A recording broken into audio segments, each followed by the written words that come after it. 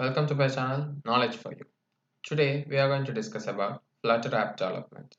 So I'm gonna provide a list of my videos where we are gonna develop a various kind of apps using Flutter. So this is the intro video where you are going to learn about from the very basic part like what is an app and how what is this Flutter actually. Okay, so let's move on. So, coming to the introduction, so actually, many people are there that they don't know what is actually an app is. App is nothing but an application. So, what is an app? App is a program or a group of programs that allows to use specific tasks. So, whenever you install an app from a Play Store, all the required packages will be installed in your phone, and then those packages make use of they run the entire code and make use of your local storage, and they run there, and they fetch the data from the backend and then display to the UI. So this seems quite different or complicated, so we'll break down this into simpler terms. Okay, so mobile apps are being developed for a certain platform. There are only two platforms which are available, and as most of us know what is this Android and iOS, but still people are there who don't know what is an Android and what is an iOS. So these both are an operating systems which have been introduced way before. Many versions have been drawn till today of these particular operating systems. So we'll see each of these individually. So coming to the Android. Android is an operating system which is now at the hold of Google, but before it was done by a company Open Hands Alliance used for recording like they want to develop an operating system for their video streaming devices. So but instead they have developed this Android, which is used in many of the electronic gadgets and devices. So it is Android is mainly used in mobile phones, which is used to develop apps and also used to integrate with various environments. Thanks to this Android, today we are all our lives have been very flexible because of this. So now it is under the current hold of Google. So many versions have come under this Android, like day-to-day development is being done on this particular Android. So it is under the this is now under Google, and the first version is the alpha version, which is Android 1.0, and the second one is beta. And as increasing day by day, the versions like Cupcake 1.5 and the things have increased, and many more features have been developed in each version. And the latest version is Android 10, which is called Android Q.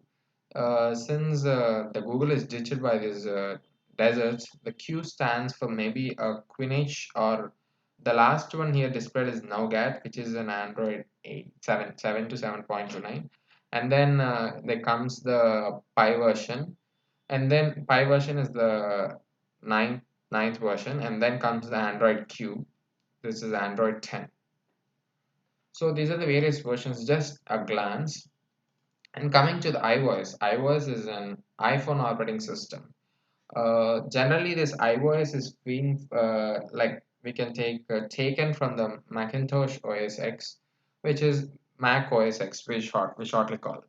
So this Mac OS X is mainly used for like iPhone, like iOS related devices, where iOS is for mobile, where Mac OS is for Apple products like desktops and computers, etc. So the iPhone has a complete different operating system. This is the iPhone iOS operating system, which it stands for, which is being taken from Mac OS, Macintosh OS. So the latest version of this iOS is the 13.5.1, and you can see all these versions have been the features have been developed by them. It starts from the 2007 to the 2019, 2020. It is in 13.5.1, and the Macintosh OS X is 10.15. So the latest version is 10.15. Applications we run are mainly they're maintained by the iOS itself. Next comes our main theme, Flutter. What is this Flutter? Flutter is developed by the Google team, in order to eradicate the problem of app development only by using Android and iOS. Since many app developers are there, we can only develop apps using for either for Android or iOS. But to eradicate this problem, we have solved and they have provided us with a very much efficient way called Flutter. Flutter is a platform where an open source where we create mobile applications both for iOS and Android at the same time. So Flutter uses Dart. Why it uses Dart is a way bit more complicated. So the main reason why it uses Dart is Dart can also be just-in-time compiled, where it is similar to that of Java, and Dart is ahead of time. It is fast, predictable, native code. So a hell lot of reasons for that to be done, and it is mainly efficient for its smooth animations. Yeah, I think that's the best part with apps. So everything in a Flutter is known to be a widget. What is a widget? A widget is a self-contained code. Like you can say as a function in a Java. Let us take an example of Java. You're writing system.out.println, where println is a function. So these inbuilt functions have some pre-built code. So the compiler executes that code and uses that functionality here. So these widgets are pre-built. So all the necessary constructed code is written along with the packages that are being used for. So all the files here which we import are actually kind of Dart files. Since it uses Dart, everything is written in Dart. Okay, so it is a shortcut to larger application. Widget is a simple functionality we can say. So if you take a text, we'll have a widget called text here. So the text is a widget which contains some parentheses. We need to pass some parameters so that it will go to the place where this text constructed code is present, and then it executes that particular thing and again return back to the front end. Next, what are the various platforms? Various platforms includes Android Studio, Visual Studio Code. Android Studio Code is an integrated development environment mainly used for Android app development, and the same applies for Visual Studio Code. Visual Studio Code is open source and it can be used for developing various other things, not only Android apps. Like you can also do machine learning tasks, Python, everything, etc. So it is supported for various operating systems, and since both of them are very efficient nowadays, and we'll use a Flutter plugin in both of them so that we can run Flutter effectively. So the installation part and all the other things I will put it in my next tutorial. Please check out.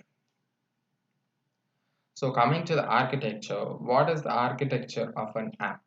Generally, a simple app which does not connect with any backend services has only two layers or three we can classify. First one is the UI part, which actually, what is a UI? UI is nothing but user interface, where what we see is called the UI. If you are seeing an Amazon website, what you're seeing is the UI. When you're doing some task, the backend process, like you're booking something, so that data will be sent to the backend service, and that the transformation of data from your UI to the backend, that transformation is called the middleware. So everything happens in sort of a process. So if you're just creating a calculator app, you have the UI, you have the state management, which is quite new. We'll introduce you this later, and then you have the base code where you write all the actions required performed. Okay, so let us take a complete full stack app we can call. So initially we'll develop an app for both Android and iOS, which you can see here, and then a middleware carries away to the RESTful APIs or to the backend services, and then again fetches from the backend to the UI. So we need a middleware, like someone must be present. If you are sending a mail, you go to a post office to post it. So again, that postman carries to the destination. So someone must be present in the middle so that our data is safe and secure, and our data is being sent. We can have easy access to send the data. So what are these JSON API and what are these RESTful APIs, and what are the different APIs through which we connect to backend is a complete whole different thing. So we'll check out once we complete the UI, how to develop an UI, how to what is a state, and how to manage state. Once we have done all those things, we'll next go to the actually the backend here is Firebase, where Firebase is also developed by Google, so that it's so easy, like you can even get your crash analytics, your storage, your database, etc. So all the database here is in the form of document structure, which is in the form of collections. um, so it's pretty good. We can say the Firebase is pretty good. You just need a Gmail account. You can always manage your apps. And so from the next tutorial onwards, we'll see the installation, and later we'll start our journey in the Flutter app development. Thank you. Subscribe, like, share.